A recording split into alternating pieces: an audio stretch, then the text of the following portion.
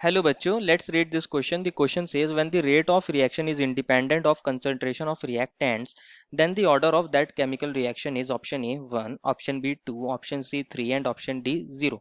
बच्चों इस क्वेश्चन में हमसे कहा गया है कि अगर हमारा रेट जो है वो कंसंट्रेशन पर डिपेंड ही ना करे, किसकी कंसंट्रेशन पे, रिएक्टेंट्स की कंसंट्रेशन पर डिपेंड ही ना करे, तो उस केस में हमारा ऑर्डर क्या होगा। तो फर्स्ट ऑफ ऑल बात करते हैं इस क्वेश्चन में हमारे की कंसेप्ट की, कि की कंसेप्ट क्या होगा। बच्चों हमारे पास की कंसेप्ट होगा रेट लॉ।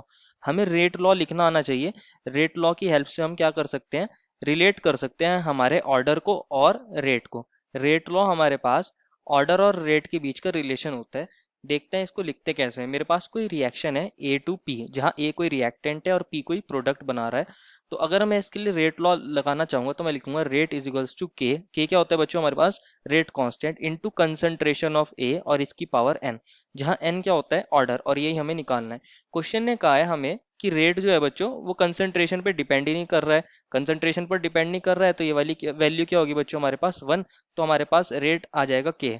और इसके अंदर देखोगे आप तो हमारा जो रेट है वो के पे डिपेंड कर रहा है, दैट इज रेट कांस्टेंट, लेकिन वो कंसंट्रेशन पर डिपेंड नहीं कर रहा है। ये कब पॉसिबल है, अगर मेरे पास कंसंट्रेशन ऑफ ए और उसकी पावर एन क्या हो जाए 1। तो मैं ऐसे लिख सकता हूँ कंसंट्रेशन ऑफ ए की power N is equals to 1।